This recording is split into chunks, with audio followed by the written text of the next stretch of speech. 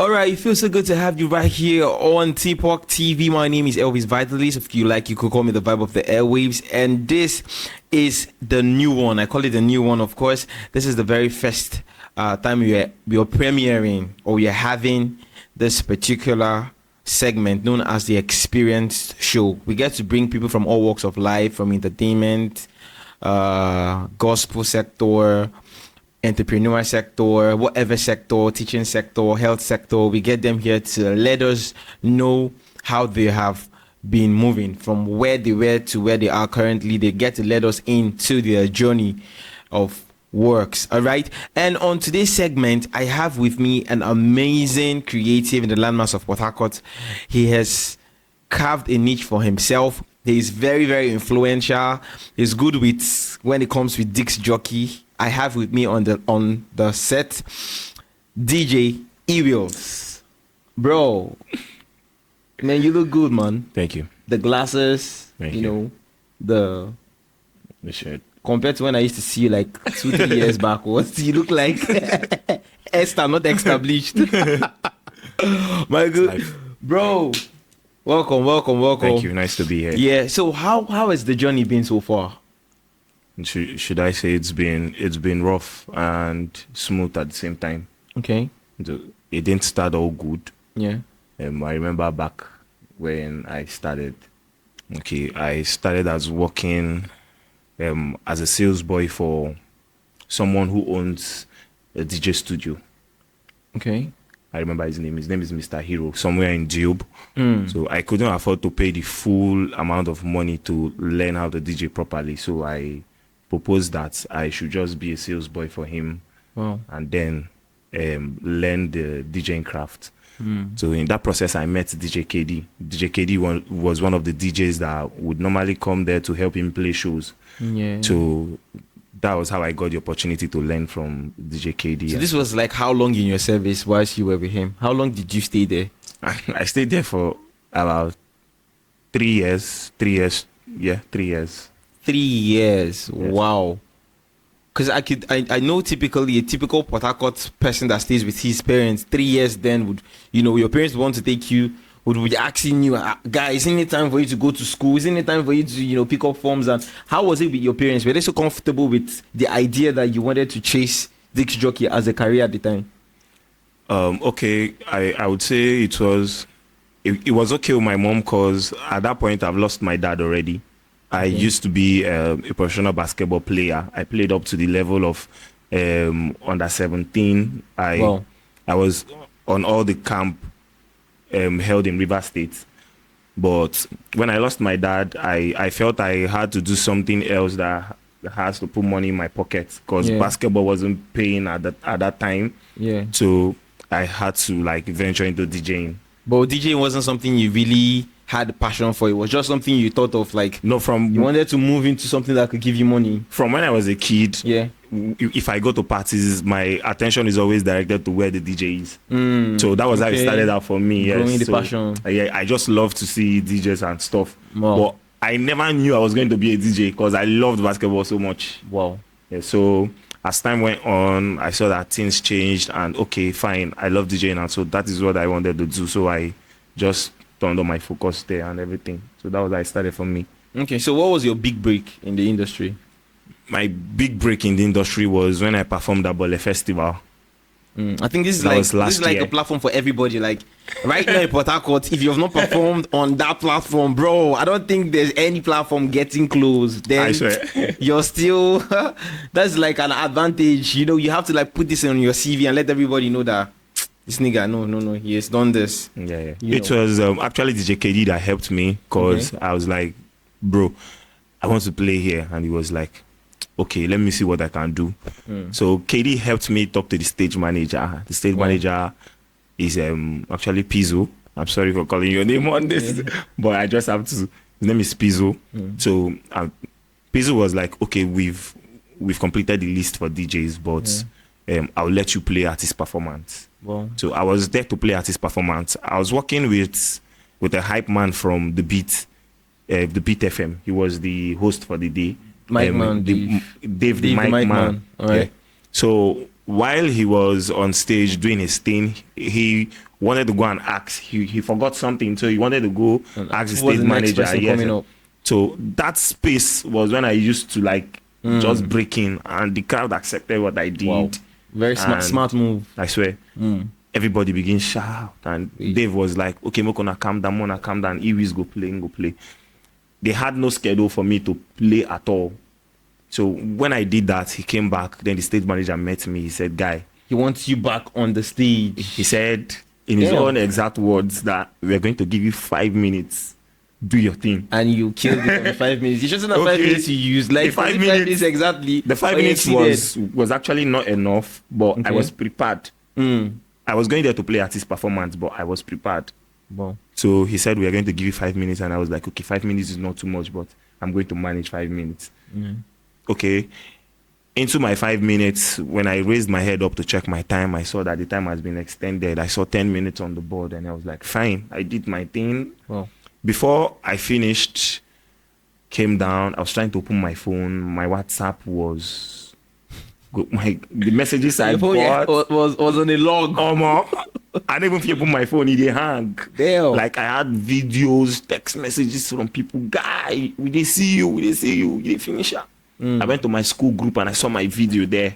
Wow. So that was just the big break for me. And on that stage, I was booked for 2 shows. Wow. One in Bonny Island and the other one is Bonfire Night here in Port Harcourt. So that was just my big break. After then, I've been getting shows back to back gig, and all of that. Wow. So what has really been the challenge right here, basically in Port Harcourt? Because at some point, when you get to, bring up most of these creatives on a set like this and allow them to talk about their experience so far, you get to see them, make complaints about Port Harcourt not having this acceptance ability for them as creatives, or the government isn't doing so much or there's not so much that is ought to be done right here in the city. In your case, what exactly is your difficulty, or is it similar to their complaints? I would say nothing good comes easy. Yeah. You just have to like keep putting yourself there. Like I do tell people that you have to apply pressure. You have to be there. You have to be consistent. You have to make sure that people are seeing you, people are hearing you. Okay, when I started, I followed the footstep of the person that taught me, DJ KD. Oh, big shout out. The way you call this guy, I don't know, man. I know KD now currently is with Wazobia, right? Yes, it's Wazobia FM. Yeah. So I followed his footsteps. He had an AudioMac account where he uploads his mixtapes and everything. Yeah. So I was like, okay, I can do this. Let me just be dropping my mixtapes on AudioMac too. So I started making mixtapes and putting them out on AudioMac. I grew my AudioMac account from like 3 years back, and I've been uploading mixtapes there. So most times when I meet people, I just tell them, I have an AudioMac account where I upload mixtapes. When I enter boats, I do the marketing myself. I go tell the boatman, say, I be DJ, or I get mixtapes online. Goes, okay, man, see. I go put my account, downloads, and he listens. And guy, you try. So that was how I kept doing this for myself. And every time, I don't believe in complaining about people. I just believe that you just have to put in work, continue to apply pressure. The right time will come. People will see you, and you have to be prepared at every time. Okay, what if I wasn't prepared when I went to Bole Festival? Yeah, maybe that would have been the end of your career. Yes, I for just go play music, come down, because a lot of DJs have been on that same stage. Yes, and that was the end of their career, and they never break. So what's up? So most times at all times, you have to be prepared in life. You have to be prepared because you don't know when that little opportunity that you're looking for will come. Yeah. So I don't really want to complain about anybody. Port Harcourt is a place where anything can thrive. That's the truth. Port Harcourt is a place where anything can thrive. And also this DJ Playground show. Yeah, that happens every Monday. Every Monday has also helped me. You have a lot of creatives from Port Harcourt coming to that event. Every Monday night, Bole Festival hosts, Light Up Port Harcourt hosts. Every single creative in Port Harcourt is always there on a Monday. Wow. And I play on that show on every Monday night. Wow. So So that's like another big expo you're giving out to creatives watching this video. So now there was like a picture of you on an event that was trending. I think that was like last year, where you had one of the NBA basketball player supposed to be in Nigeria but plays abroad. I think that's like in the UK or so. Yes, in the person New York Precious Achua. Precious Achua. Yes. And when I got to see that stuff, and it was really making rounds here in Port Harcourt, like everybody was basically talking about it. Like this guy did not actually go for illegal A-list DJs. You were the only person on that list. So what was the magic? How come? Like, how you carry happen? Okay, Precious has actually been my friend from since, should I say, 2012 to 11. We played basketball for the same academy together. We played basketball for like 6 years. So he traveled. When he traveled, I wasn't even a DJ. So this is where the pressure and consistency comes in. Okay, he didn't even know I was a DJ. So when he traveled, I was here in Port Harcourt. I was doing my thing. I didn't know he was seeing what I was doing. He played college basketball. We used to talk once. He played college and then finished and then got a deal with Miami Heat. And after then, he wanted to host a camp in Port Harcourt, like to give back to the community where he came out from. So I was in the house one day and I got a message from his immediate elder brother. And it was like, Hafa, Precious wants to camp for Port Harcourt too, and he has been seeing all you're doing. He wants you to be the DJ. And I was like, oh, okay, come on. So somebody can be seeing me. Wow. You understand? So that was the first time somebody paid me like over 200,000 naira to play for like 5 days. That's just the gain I got from that. So he made me his official DJ. For every single time he's going to be in Nigeria, I'm going to be in his camp. So, and he's having another one this August this year, and he has already contacted me. So that's just. So this is like a plus to you, yes, right? Yes. Nice. So, whilst in the course of your career right now, because I also want to believe like you're a student, right? Yes, I'm. How do you manage to, balance your academics with your career currently? Because it's more like you have to serve you don't have to serve two masters at the time. So how do you tend to, balance the ratio? It hasn't been easy. Hasn't been easy because I'm studying library and information science. So I actually have to read. They are far-fetched from each other. Yeah, I have to read. So the thing is, I set my priorities straight. I know when I have to be in school. I know when I have to be at work. Even when I can't go to school, I just make out that time to read and just. It hasn't been easy. I won't lie. So where you read too? Yes, I read. This generation, when you tell them you read, they be like, "Guy, you see, you mean now?" I read most times when I'm on my phone. Yeah, I read things online. I have my notes online and so many other things. So I just go through things. Even most times when I go to work, I go with my notes. When it's not my time to play, I just look for somewhere to sit and just read. So that's it for me. This is a lot. So if it wasn't DJ, like if you never saw this picture of a DJ, right, what exactly would you have been doing? I wanted to be an engineer, a civil engineer. And my dad wanted that because he used to take me to his sites when he was here.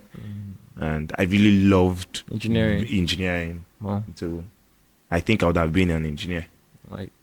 So before I leave you, before I call this this segment, before I call it a wrap, I have two more questions for you. The first is, who are you looking up to right here in Port Harcourt? And if there's any DJ who is a creative you would love to work with in Port Harcourt, who exactly would it be? Okay, I wouldn't say I'm looking up to anybody right now, but there's just one DJ that is just in front of every other DJs. In Port Harcourt, right? Yes, you know why? Because he keeps going. He just keeps going. And that same person is DJ KD. Yeah. He just keeps going.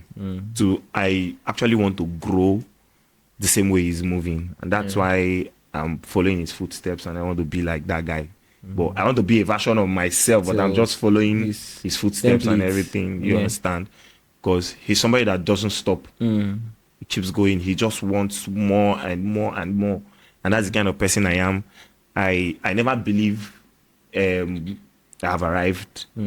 I just think that learning continues. There's never a time when you stop to learn. You just Keep keep advancing. learning. Yeah. The moment you feel that, okay, I don't arrive, that is when you stop, like you stop growing. Right. So I just keep learning from everybody I get an opportunity to work with. All right. So the last question here, yeah. To every kid in the block that wants to have a dream of becoming a DJ, and eventually their parents is not really in support of that career, because right now it takes a lot for you to compel a parent currently to tell them you want to be an artist, an actor, a DJ, or anything concerning art, because everybody now is running to be a medicine, computer science, be this, be that. They see it as. So what is your word? What is your word of encouragement to the person and the parent, the child and the parent?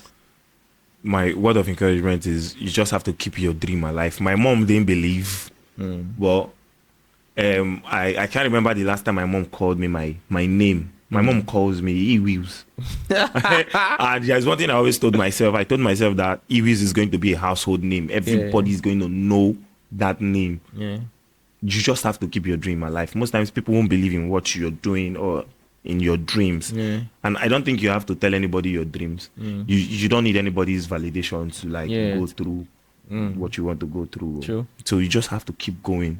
Even if you know get money, find me, I will teach you. But the only thing is you just have to be serious with it. I think DJing deserves more of your attention. You have to be serious, you have to be dedicated, you have to be respectful.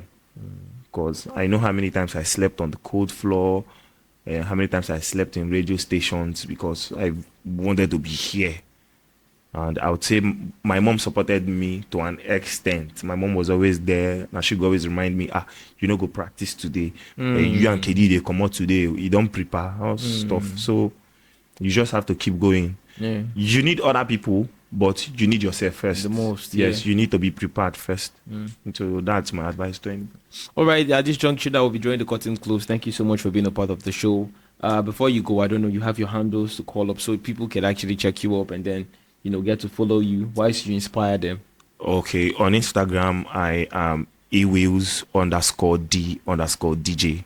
But if you type the snake, I'm just going to pop up. Agwo, the snake. All right, so at this juncture, like I said, I'll be drawing the curtain close. Do well to follow us on all our social media platforms at TPOC TV. You never can tell what will be the big surprise on your screen. Until I come your way on the next episode, my name is Elvis Vitalis.